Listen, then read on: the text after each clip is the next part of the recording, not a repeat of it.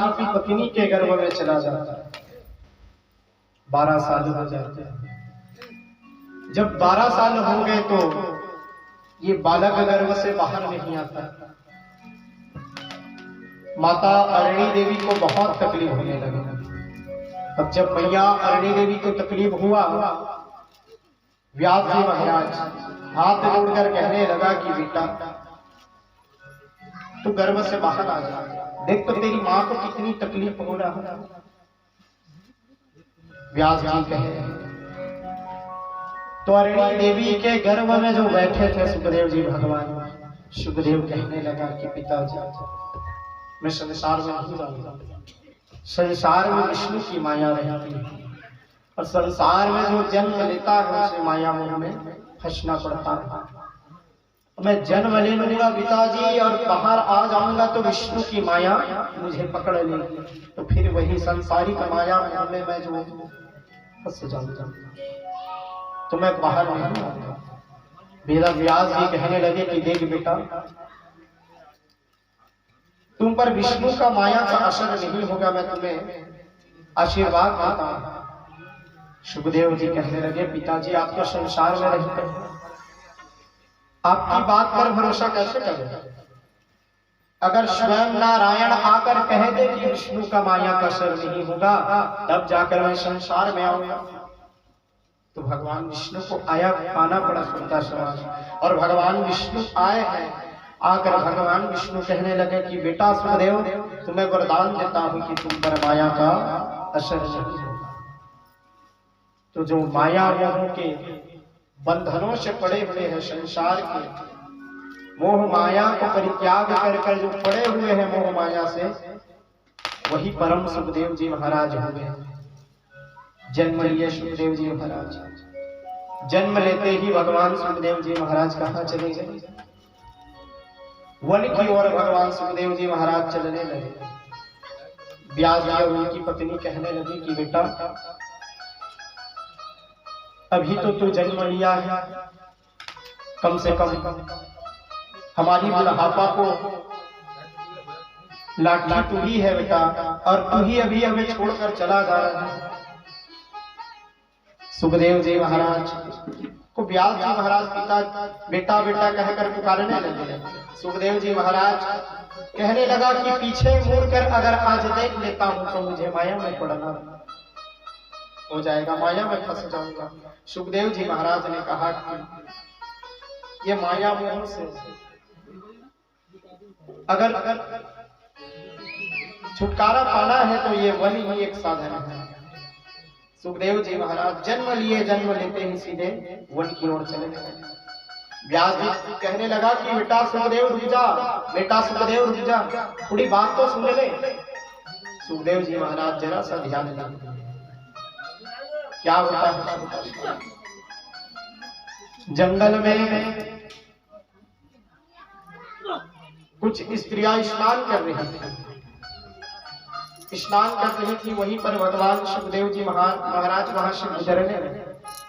अब भगवान सुखदेव जी महाराज जब उधर से गुजरे हैं ना, तो क्या होता है, ये जंगल की जो स्नान कर रही थी, जो जंगल की नदियों पर, वो स्त्रियां भगवान सुखदेव जी को देखे हैं और देखकर सोचने लगा कि ये तो परमात्मा है, संसार के माया मोह को जानता नहीं, इसे देखकर क्या लाज संकोच, निर्वस्त्र स्नान करती रही।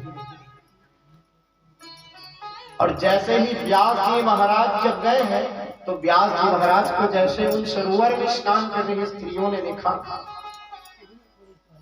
तो सभी स्त्रियां जो है बाहर आकर कही कि बाबा क्षमा करिए, हमने आपको देखा नहीं। व्यास जी कहने लगा कि देखो बेटियों, मैं तो तुम्हारे पिता समान हूँ और तुम मेरी बेटी हो, मुझे देखकर लाज संकोच, मेरा परम युवा बेटा चला गया, उसे देखकर तुम्हें लज्जा संकोच नहीं आया? तुम इस जल में सरोवर में निर्वस्त्र ही स्नान करती रही, तुम्हें लज्जा संकोच नहीं लगा? स्त्रियां बड़ा सुंदर जवाब देते हैं। सुनता समाज कहे कि देखो व्यास जी, आप तो संसार में रहते हो, आप माया मोह को जानते हो, स्त्री पुरुष के भेदभाव को जानते हो, स्त्री किसे कहा जाता है, पुरुष किसे कहा जाता है, ये आप जानते हो। लेकिन आपके पुत्र सुखदेव के बारे में तो हमने बहुत सुना है। आपके पुत्र जो सुखदेव है इतने बड़े संत हैं, स्त्री किसे कहते हैं, पुरुष किसे कहते हैं, ये तो आपके पुत्र जानते ही नहीं। सुखदेव जी महाराज जन्म लिए, जन्म लेते ही संन्यास ग्रहण कर लिए। माँ का चेहरा भी सुखदेव भगवान नहीं देखे। बोले गर्भ से जन्म लेते ही भगने लगे, संसार को परित्याग करके वन की ओर भगने लगे सुखदेव भगवान। और वन की ओर जैसे ही सुखदेव भगवान गए, अब क्या होता है, जंगल के वृक्ष जवाब देते हैं सुखदेव की ओर से। कहने लगे कि व्यास जी इनके पीछे जाना बैठे, आप इनके पीछे आज चले भी जाओगे ना तो लौट कर आने वाले नहीं। व्यास जी आप अभी सुखदेव के पिता हो, क्या पता यदि आपके अगले जन्म में आपके पिता रहे। व्यास जी आप लौट कर चले जाइए, ये घर लौटने वाला नहीं, इनको आप नहीं ले जा सकते। सुखदेव जी महाराज गए हैं, जाकर निर्गुण समाधि में बैठ गए सुखदेव। और भगवान सुखदेव की समाधि ऐसे लगी, ऐसा गोविंद का ध्यान सुखदेव जी महाराज करने लगे। व्यास जी महाराज आज गए हैं अपने आश्रम पर। व्यास जी की पत्नी कहती है कि स्वामी हमारे पुत्र नहीं आया। व्यास जी ने कहा कि देवी मनाने का बहुत प्रयास किया, बहुत प्रयास में किया हुआ मनाने का, क्या बताऊं कितना आवाज लगाया सुखदेव को, लेकिन लौट कर वो नहीं आया। व्यास पत्नी चिंतित तो हो गई। व्यास जी चिंता में पड़े हैं कि अपने पुत्र को लौटा कर कैसे लाएं। पुत्र की अब जन्म लेते ही बताइए, किसी का पुत्र अगर जन्म लिया है और किसी को जन्म लेते ही पुत्र ना मिल पाए तो कितनी तकलीफ होती है। कोई बच्चा जन्म लेते ही मर जाता है तो माँ को कितनी तकलीफ होती है। सुखदेव भगवान जन्म लिए, जन्म लेकर ही संसार से भगने लगे। और संसार से भगे, जिसने माँ का चेहरा नहीं देखा, पिता का भी चेहरा नहीं देखा, सीधा भगने लगे। बताइए उस माता पिता के हृदय में क्या बीती होगी कि हमारे पुत्र हमारा चेहरा भी नहीं देखता। जब बालक जन्म लेता है तो माँ सोचता है कि मेरा बालक मेरे स्तन पान करेगा, लेकिन सुखदेव जन्म लेते ही चले गए। चिंतित थे व्यास जी, क्या कहा, विचार बना रहे। चिंता में ग्रसित व्यास जी महाराज जो है बैठे थे आश्रम में शांत। अब ये व्यास जी महाराज जब बैठे थे चिंतित थे, व्यास जी ने आज समाधि लगाई है, श्रोता समाधि। समाधि लगाकर व्यास जी संसार को देखने लगे। अब जैसे ही व्यास जी महाराज पूरे सृष्टि को जब देखे हैं व्यास जी महाराज, तो सृष्टि में क्या होता है, लोग आजकल पाखंड का सहारा लेते हैं। आज सत्यता बची नहीं है। मानव जो है आज अहंकारी होता जा रहा है, लालची होता जा रहा है, माया में पड़ता जा रहा है। व्यास जी क्या देखते हैं कि लोग खाने पीने, हंसने गाने सोने में ही जीवन को व्यतीत करते हैं। व्यास जी के मन में चिंता हुआ क्या किया जाए। विचार में 17 पुराण लिख डाले व्यास जी। व्यास जी महाराज जब चिंता में थे तो 17 पुराण की रचना की, 4 वेद की रचना की। 4 वेद 6 शास्त्र व्यास जी महाराज बना देते हैं। 18 पुराण, 4 वेद, 6 शास्त्र लिखने के बाद भी व्यास जी महाराज को शांति नहीं मिलती। व्यास जी महाराज सोचने लगे कि क्या किया जाए। दुनिया में मानव ऐसे माया में, मोह में फंसकर ऐसे ही संसार में रहकर जीवन को बर्बाद कर रहा है। मर जाएगा, अंत में नरक जाना पड़ेगा। व्यास जी चिंतित होकर 17 पुराण लिख डाले। 17 पुराण में सबसे सुंदर महाभारत पुराण कहा जाता है। अब रचना कर डाले। तो आज यही व्यास जी महाराज सरस्वती नदी के तट पर चिंतित थे, उदास बैठे थे। उसी समय परम संत का व्यास जी महाराज को दर्शन होता है। नारद जी महाराज बीना बजाते हुए व्यास जी के पास गए और कहने लगा कि क्यों पराशर नंदन व्यास जी महाराज, क्यों चिंतित हो, क्या हुआ। व्यास जी ने कहा कि क्या बताओ नारद जी, जब मैंने समाधि लगाकर संसार को देखा तो लोग माया मोह में फंसे, मानव अपने जीवन को ऐसे ही बर्बाद करते जा रहे हैं। अब मैं यही चिंता में चिंतित था कि इनका कल्याण कैसे हो। नारद जी महाराज कहने लगे कि व्यास जी, आपने बड़ा ही सुंदर सुंदर ग्रंथों को जिस रचना किए हो, जिस प्रकार एक कुआं जो है तालाब में स्नान कर सकता है, लेकिन एक राजहंस कभी तालाब में प्रवेश नहीं कर सकता। जिस हंस को मोती चुगने की आदत हो, वह हंस कभी तालाब में प्रवेश नहीं कर सकता। व्यास जी महाराज, आपने अभी तरह सुंदर सुंदर पुराणों की रचना की, लेकिन अभी तक आपने किसी श्रेष्ठ पुराण की रचना नहीं की। आपने अभी तक जो पुराण लिखे हैं वो सभी देवताओं के लिए लिखे हैं। अभी आपने मानव के लिए कोई पुराणों की रचना नहीं की।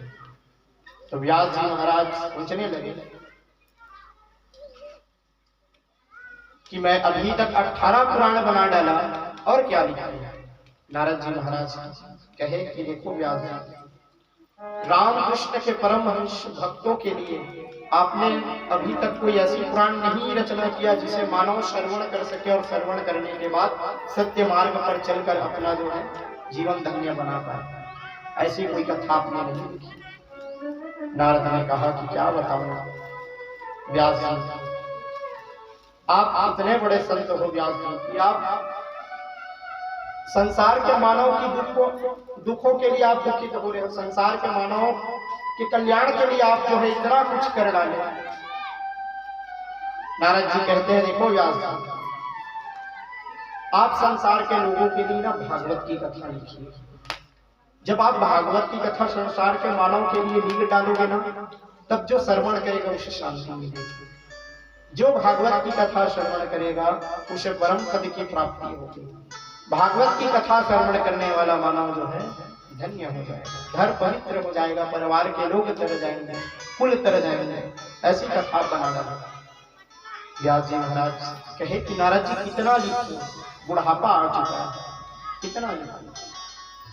नारद जी महाराज कहने लगा कि देखो व्यास जी, संतों का आश्रय अगर हम जीवन में ले लेते हैं ना, तो कितना भी कोई कठिन काम हो, संतों का आश्रय जब मानव ले लेता है, संसार में जब संत का आश्रय अगर कोई ले लेता है, तो कितना भी कठिन काम हो भाभी जी, वो पूरा काम पूर्ण हो जाता है। व्यास जी महाराज चिंतित हुए तो नारद जी महाराज कल्याण करने के लिए कहा कि देखो व्यास जी, मैं पूर्व जन्म में एक दासी का पुत्र था। पूर्व जन्म में मैं दासी का बेटा था, मेरा नाम था रामदास। क्या होता है कि मेरी माँ, जब मैं 5 वर्ष का था तो मेरे पिताजी जो है मृत्यु को प्राप्त हो चुके थे। 5 साल का मैं था, अपना पिता का मुख मैंने ढंग से नहीं देख पाया। अब मेरी विधवा माँ क्या करती, मुझ छोटे से बालक को लेकर एक अकेली माता कहाँ जाती है। संसार में अकेली औरत को बालकों का लालन पालन करने में कितना तकलीफ होता है।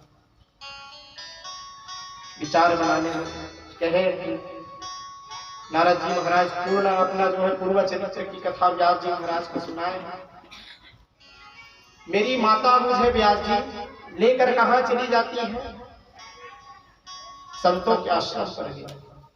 संतों के आश्रम पे जाकर मेरी माँ कहने लगी कि बाबा क्या आप थोड़ी सी जगह अपनी आश्रम में मुझ विधवा रोगी को दे सकते हो। संत बड़े सरल हृदय के, संतों ने कहा कि बेटी चिंता मत करो,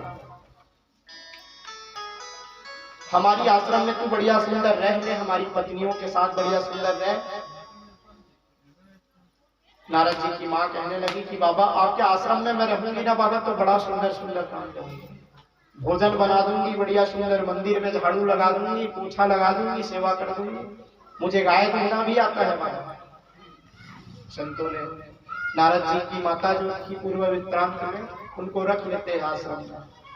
अब नारद जी की मैया जो है रहने लगी। अब ये छोटा सा बालक था नारद जी महाराज पूर्व जन्म में 5 साल के थे। अब जहां भी इनकी मैया जाती ये छोटे से बालक को लेकर जाती। अब उसी संत के आश्रम पर चातुर्मास के समय में बरसात के दिनों में कुछ संत जो है चातुर्मास करने के लिए वहां संतों का आगमन होता है। श्रोता समाज वृंदावन से संत आते हैं। 4 महीने एक ही स्थान पर बैठकर संत लोग जो है चातुर्मास करते हैं। देखते देखते क्या होता है 2 महीना बीत गया, समय का पता नहीं चलता। समय कब निकल जाती है पता नहीं चलता। आज नारद जी महाराज संतों की कथा अपनी माँ की गोद में बैठकर श्रवण करने लगा। धीरे धीरे 4 महीना समय व्यतीत तो हो जाता है। श्रोता समाज 4 महीना पूर्ण होने के बाद संत जो है कल जाने वाले थे। रात्रि में नारद जी महाराज आकर संतों से कहने लगा कि बाबा कल आप जाने वाले हो, लेकिन मेरा मन जो है इस घर में रहने को नहीं लगता। मेरा मन भी कहता है कि उत्तराखंड बद्रीनाथ धाम में जाकर भजन करने का मन होता है। आप सभी संतों के साथ जाने की इच्छा होती है, संसार को त्यागने की इच्छा होती है। संतों ने कहा कि बेटा तू हमारे साथ जाना चाहता है, हम अपने साथ में तुझे ले जाएंगे, चिंता मत कर। नारद जी महाराज जिस संतों के पास जाकर कहे कि महाराज आप हमें अपने साथ ले जाइए, तो क्या होता है नारद जी की मैया रात सुबह होते ही नारद जी की मैया जाकर कहने लगा कि बाबा मेरी पुत्र आजकल बहकी बहकी बातें करता है, मेरी बात नहीं सुनता। आप उन्हें अपने संग में लेकर मत जाना, क्योंकि मेरा पुत्र ही मेरा बुढ़ापा का लाठी है। आप इस पुत्र को भी ले जाओगे तो मैं किनके भरोसा रहूंगी, किनको देखकर जीऊंगी। आप बाबा मेरे पुत्र को लेकर मत जाना। संतों ने कहा कि माँ कहती है कि बेटे को लेकर मत जाना, बेटा कहता है कि घर में छोड़कर मत जाना। संत बड़ी दुविधा में फंस गए, लेकिन हर मुश्किल समस्या का समाधान जिसके पास हो वही तो संत है। संत ने नारद जी महाराज को कहा कि बेटा हमने तुझे कथा सुनाई, कथा का निष्कर्ष क्या बताया, वेद का धर्म क्या बताया। नारद जी ने कहा कि मातृदेव भवो पितृदेव भवो। आपने बताया बाबा कि माता को देवी मानो, पिता को गुरु मानो। अभी माता पिता, अब संत बोलने लगे कि देखो अभी तुम्हारी माता बुढ़ापे की अवस्था में है और तू अभी जाना चाहता है। बेटा जब माँ तुम्हारी मर जाएगी ना तो चले आना उत्तराखंड भजन करने के लिए, तुम्हें कोई रोक थोड़ी ना रहा। अभी जब तक माँ है तब तक माँ का सेवा करो। नारद जी महाराज ने बड़ा सुंदर संतों की बात मानी, और संत जब जा रहे थे तो नारद जी महाराज कहने लगा कि बाबा आप जा रहे हैं, लेकिन जा रहे हो तो कम से कम जीने की राह तो बता दो, कितने दिन तक मैं कैसे रहूंगा। तो नारद जी महाराज को सभी संतों ने 12 अक्षर का मंत्र दिया। ओम नमो भगवते वासुदेवाय, इस मंत्र का नारद जी महाराज को जो दिए हैं। अब नारद जी महाराज जहां भी बैठता इस मंत्र को जाप करने लग जाता, समाधि में बैठ जाता। इनकी माँ बड़ी परेशान हो गई। दिन भर इनकी माँ कहने लगी कि बेटा क्या दिन भर माला लेकर बैठ जाता है, अरे हम दूसरे के आश्रम पर रहते हैं, जा जाकर बड़ा सुंदर पानी ला दे, गायों को घास दे दे, गायों की सेवा कर दे। लेकिन नारद जी महाराज तो अलग मस्ती में चढ़ चुके थे। देखिए मस्ती, संसार की मस्ती अलग होती है। संसार की रंग चढ़ता है तो व्यक्ति क्या होता है, माया में फंस जाता है। और जब प्रभु की रंग व्यक्ति को चढ़ता है तो यही व्यक्ति संसार की माया से छूट जाता है। तो नारद जी महाराज को मस्ती का रंग चढ़ चुका था। देखिए मस्ती का रंग कितने प्रकार का होता है। एक होता है शराब की मस्ती। शराब की मस्ती जब व्यक्ति को चढ़ता है, जाम पर जाम पीने से क्या फायदा, जाम पर जाम पीने से क्या फायदा, रात को पियो सुबह को उतर जाएगी, अरे रचना राधा कृष्ण नाम पी ले जरा फिर जिंदगी नशे में गुजर जाए। तो आप शराब पियोगे, शराब जो है सुबह पियोगे, रात को पियोगे तो सुबह को उतर जाएगा। लेकिन भगवान का नाम रूपी अगर रस को पी लेते हैं, भगवान के नाम रूपी कीर्तन को पी लेते हैं, फिर ये शराब ऐसी है प्यारे कि तो फिर जिंदगी भर जो पी लेगा वो नशे में ही रहेगा। संसार का शराब जो है सुबह रात को पीने से सुबह उतरती है, लेकिन राधा कृष्ण रस, राधा कृष्ण मदिरा पीने से मानव जो है जिंदगी भर नशे में रहता है। नारद जी महाराज हरि नाम कीर्तन का रस पी लिए थे श्रोता समाज। आज यही नारद जी महाराज क्या करते हैं, मन में विचार बनाने लगे कि काश मेरी माँ की मृत्यु हो जाए। ऐसा सोचना बुरी बात है, लेकिन नारद जी महाराज सोचे कि जब तक माँ रहेगी घर में, जब तक माँ जीवित रहेगी तब तक भजन करने नहीं देगी। नारद जी विचार बनाने लगे। तो बताइए, जो सच्चा भक्त रहता है ना, सच्चा भक्त अगर मन में कुछ सोचता भी है तो परमात्मा उसे पूर्ण कर देता है। नारद का मन तो गोविंद से जुड़ चुका था और परमात्मा से मन जुड़ चुका था गोविंद से नारद जी महाराज का। और नारद जी महाराज का मन ऐसा जुड़ चुका था कि नारद जी महाराज अगर कोई बात बोल दे तो उसे पूरी करने के लिए ठाकुर जी को आना पड़ता था। आज ये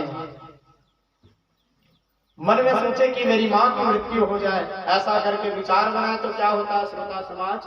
आज यही दासी पुत्र नारद जी महाराज जो पूर्व जन्म में दासी के बेटे थे, यही इनके माता जो है गई है कहाँ, गाय दुहाने के लिए गौशाले में जाती है। तो गौशाले में जब गाय दुहाने के लिए गई श्रोता समाज, तो वही घास में काला सर्प बैठा था। एकदा नारी गाय दुहन्तिस्य च कालो सर्पल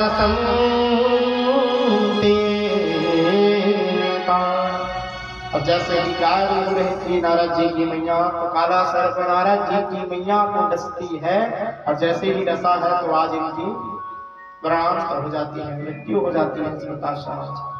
अब नारद जी महाराज अपनी माँ के शरीर को लेकर गए हैं कहाँ, उत्तराखंड में।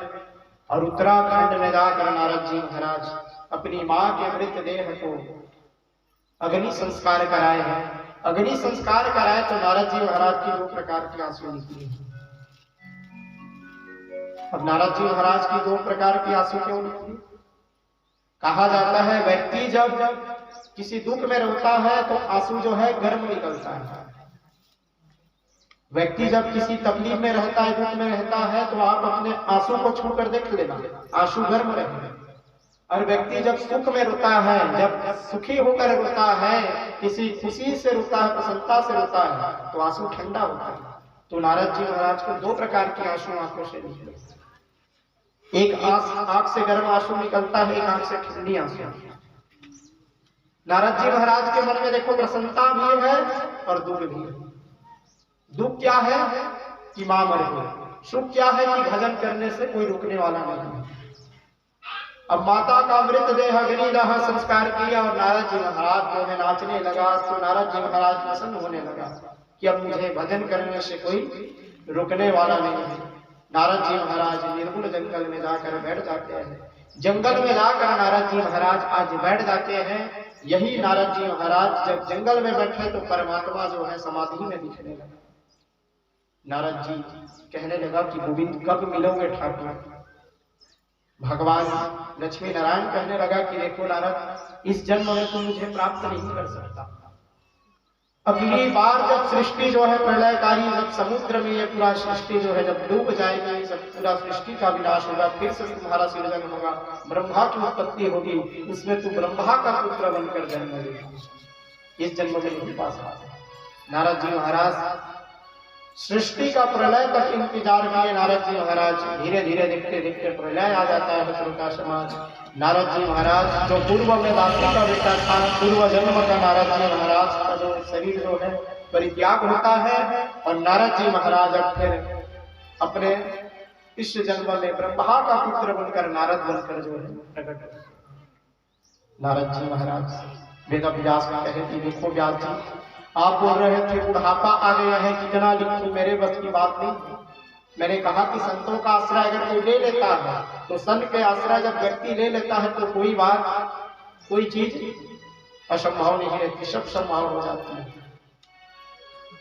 व्यास जी आप चिंता मत करो, मेरे पिता ब्रह्मा जी ने जब मेरा जन्म हुआ तो मुझे 4 मंत्र की भागवत दिए थे।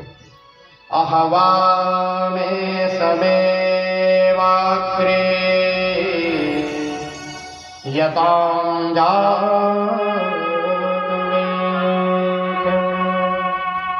चार मंत्र दिए थे व्यास जी, उसी 4 मंत्र को मैं आपको देता हूं, आप भागवत लिख दीजिए। जब आप इस 4 मंत्र से भागवत लिखोगे ना, इस 4 मंत्र को व्यास जी आप 18,000 श्लोकों में परिवर्तित कर दीजिए, 18,000 श्लोक बना दीजिए। व्यास जी महाराज वो 4 मंत्र दिए। संतों ने पूछ दिया जी कि व्यास जी किनके पुत्र थे, सूत जी महाराज से प्रश्न कर दिए ये व्यास जी किनके पुत्र थे। अब जैसे ही सूत जी से प्रश्न किए तो सूत जी ने कहा कि एकदा पराशर ज्ञानते धर्मश्यामते। एक पराशर नाम के योगी थे, ये पराशर नाम के योगी थे।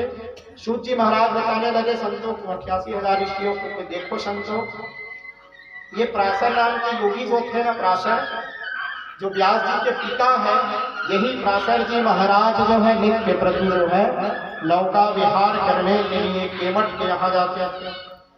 और केमट महाराज जो है पराशर जी महाराज को बैठा कर नाव से पूरी जो है नदी का जो है भ्रमण कराते थे, घुमाते थे।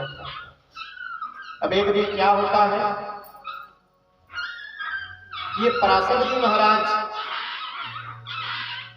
जब नाव विराह कर रहे थे, नाव में घूम रहे थे। अब पराशर जी महाराज का नित्य का रोज का नियम बन जाता है कि नाव में जो है घूमना।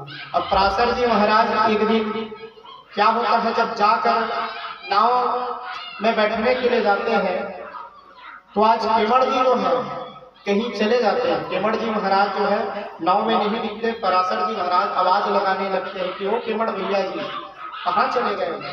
तो केमट की कन्या रहती है जिनका नाम था मत्स्य गंधा। केमट की कन्या का नाम था मत्स्य गंधा। अब इनका एक और नाम था सत्यवती।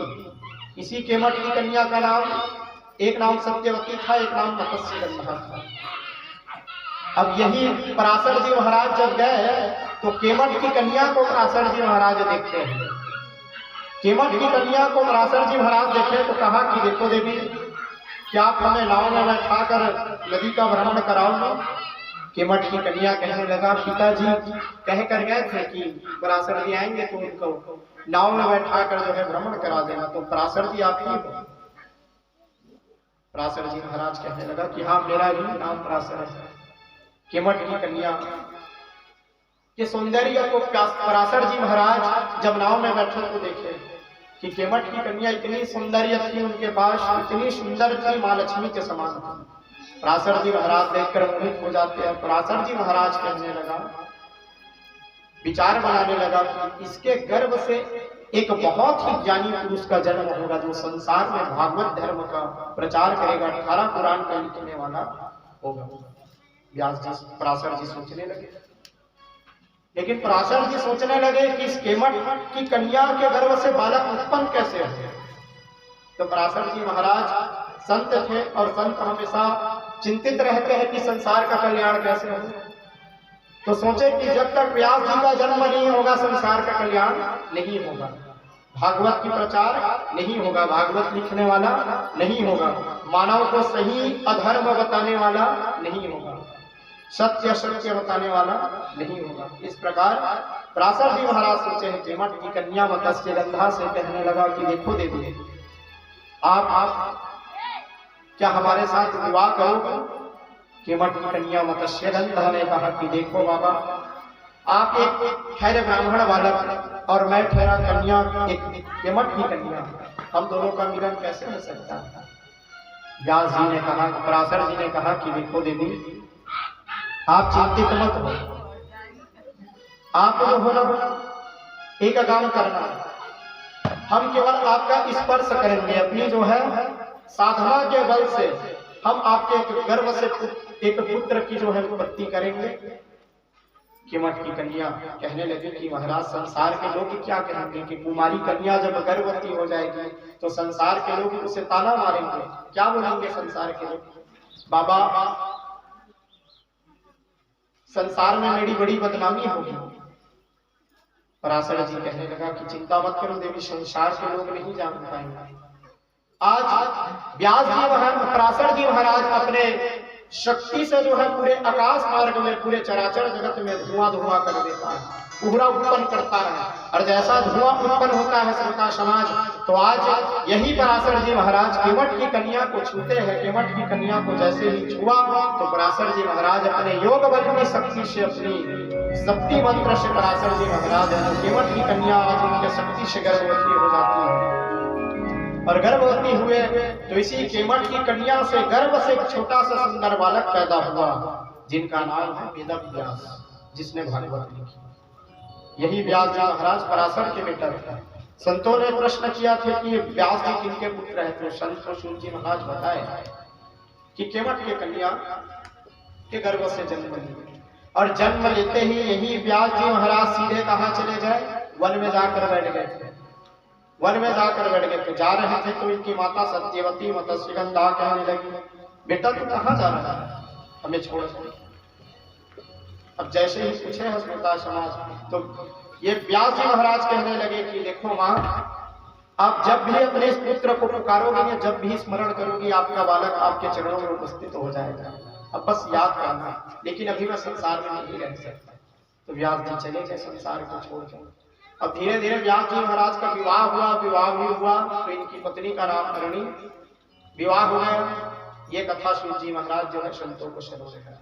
आगे जाकर यही केवट की कन्या जो है महाराज शंतनु की पत्नी बनी, जिसमें से 8 पुत्र हुए, जिसमें से, और इसी शंतनु की पत्नी पहले रह चुकी है, जिनका नाम है गंगा।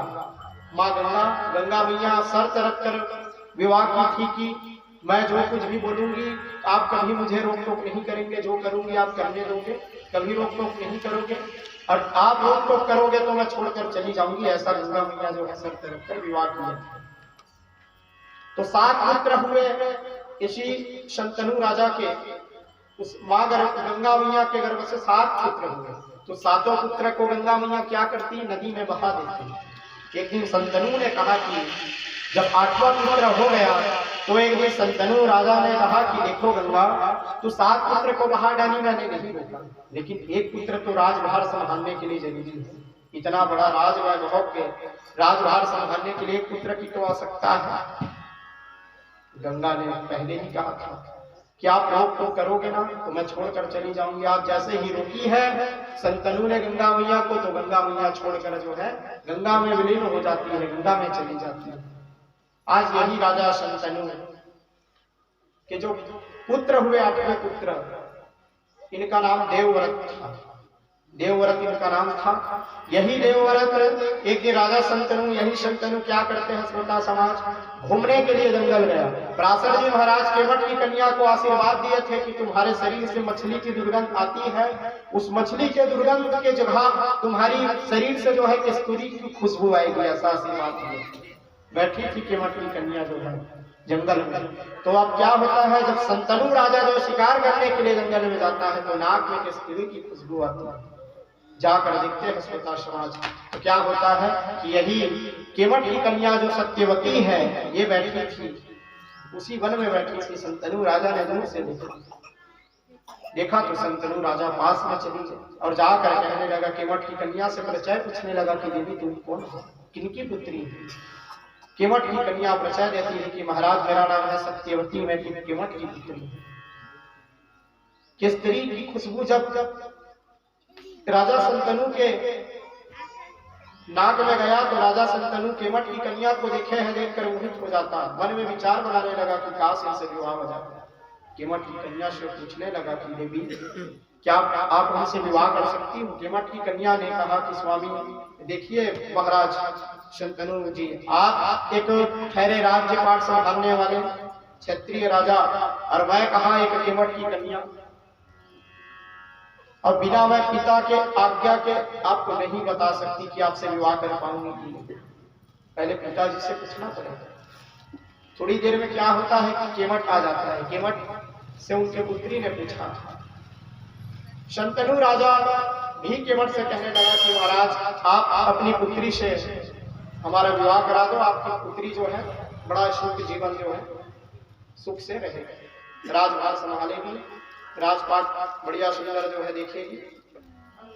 अब राजा शंतनु से केवट कहने लगा कि देखो महाराज, मेरी पुत्री से आप विवाह कर लेते हो, आपके एक पुत्र है, और मेरी पुत्री से जो बालक उत्पन्न होगा उसे दास बनकर रहना पड़ेगा आपके पुत्र का। मेरी पुत्री का बेटा होगा उसे कुछ नहीं मिलेगा राजपाट, क्योंकि आपके एक पुत्र है। अब आपके पुत्र का विवाह होगा तो आपके पुत्र की जब विवाह हो जाएगा तो उनकी पत्नी आएगी, तो उनके जो संतान होंगे वो राजपाट के अधिकारी होंगे। अब मेरी पुत्री को क्या मिलेगा? मैं आपसे विवाह नहीं कर सकता, मना कर दिए केवट ने। अब शंतनु राजा चिंतित होकर गए हैं। जाकर शंतनु राजा जो है 2-4 दिन से भोजन ठीक से नहीं करते, बात किसी से नहीं करते। मंत्री लोगों ने जाकर देवव्रत से कहा, देवव्रत ने पूछा तो देवव्रत को बताया गया कि आपके पिता कहीं कुछ दिन पहले वन में घूमने के लिए गए थे, वहां से आए हैं, तब से भोजन करते नहीं। आज चिंतित होकर देवव्रत कहाँ चले गए? जंगल में चले गए। और जंगल में यही देवव्रत जाता है तो क्या होता है, केवट की कन्या को देखता है। केवट की कन्या को देखा तो केवट की कन्या से पूछा कि देवी, कुछ दिन पहले हमारे पिताजी यहाँ आए थे। केवट की कन्या ने कहा कि हाँ महाराज, कुछ दिन पहले आपके पिता राजा शंतनु यहाँ आए थे, हमसे विवाह का प्रस्ताव रखे, लेकिन हमारे पिताजी ने मना कर दिया। अब देवव्रत सब समझ जाता है। अब केवट को मनाने लगे। केवट को कहने लगा कि भैया, मेरे पिताजी जो है बड़े चिंतित है, आप बड़ा सुंदर मेरे पिता से अपनी पुत्री का विवाह करा दो। केवट ने कहा, आप विवाह करोगे तो आपकी जो पत्नी होगी, आपका संतान होगा, राजपाट संभालने वाला होगा, हमारी पुत्री को क्या मिलेगा? हमारी पुत्री के संतान को क्या मिलेगा? तो यही केवट जब देवव्रत से कहा तो देवव्रत क्या करते हैं, गंगा नदी से गंगा जल लेकर संकल्प ले लिए कि आज के बाद विवाह ही नहीं करूंगा। उसी का नाम पड़ जाता है भीष्म पितामह। उस दिन से उसका नाम पड़ जाता है भीष्म पितामह। पहले भीष्म पितामह का नाम देवव्रत था। इसने जल लेकर प्रतिज्ञा कर ली कि आज के बाद विवाह ही नहीं करूंगा, तो नाम पड़ जाता है भीष्म पितामह। अब इसी केवट की कन्या के गर्भ से व्यास जी महाराज की उत्पत्ति हो। देखा, अब सोचिए, जो पूरे सृष्टि में चराचर जगत में श्रीमद् भागवत जैसे ग्रंथ को रखे हैं, लिखे हैं, ऐसे व्यास जी महाराज का जो जन्म होता है तो केवट की कन्या के गर्भ से। जब संतों को संसार में जब मानव कल्याण के लिए आना पड़ता है ना, तो ये नहीं देखते कि किनका गर्भ है। संत जब आते हैं, भगवान जब संत का रूप धारण करके आते हैं संसार में, तो किसी के यहाँ भी जन्म ले लेते हैं। आज व्यास जी महाराज चिंतित थे कि उनको नारद जी ने 4 मंत्र दे दिए। सोचने लगा कि क्या किया जाए। तो श्रोता समाज, आज यही व्यास जी महाराज सोचे कि अब लिखने का काबिल तो मैं नहीं हूं, अब कितना लिखे। तो वर्णन आता है देवी भागवत में कि व्यास जी महाराज, ये देवी भागवत की कथा है, जो व्यास जी के जन्म है ना, पराशर जी केवट की कन्या से जन्म लिए ना गर्भ से, ये कथा भागवत में नहीं है, देवी भागवत की कथा है। आज पराशर जी महाराज के पुत्र जो व्यास जी थे, चिंतित थे कि भागवत की कथा कैसे लिखी जाए, 18,000 श्लोक कैसा बनाया जाए। तो याद आया कि महादेव जी के जो पुत्र है गणेश जी महाराज, वो गणेश जी महाराज परम ज्ञानी है। गणेश जी महाराज को लाने के लिए व्यास जी महाराज जो है कहाँ जाते हैं, कैलाश पर्वत पर जाते हैं। कैलाश पर्वत पर गए, गणेश जी महाराज से प्रार्थना किए। गणेश जी महाराज आए हैं और गणेश जी महाराज आते हैं श्रोता समाज।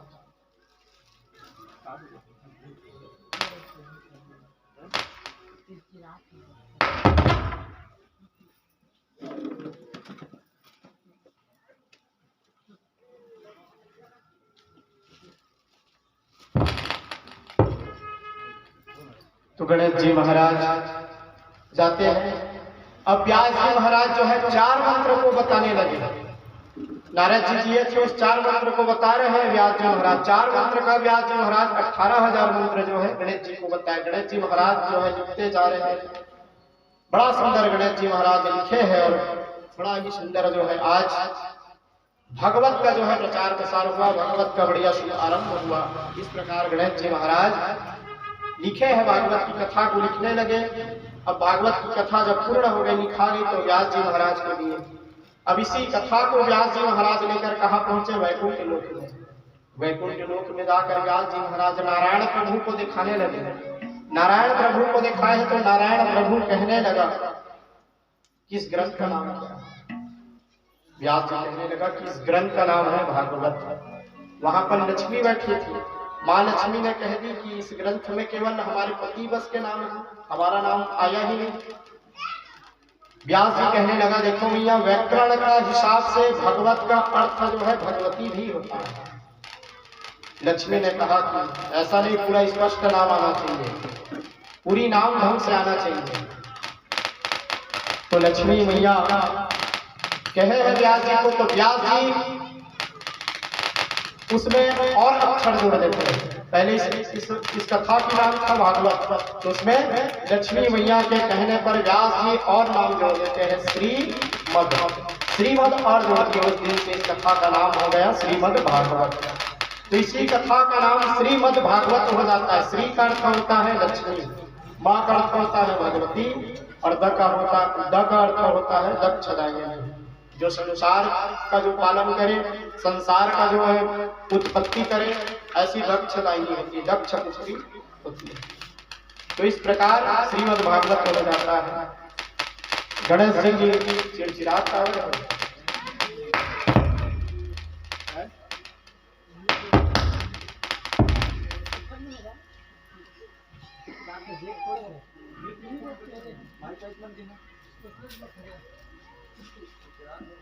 देख तो कागज चिड़चिड़ाता है।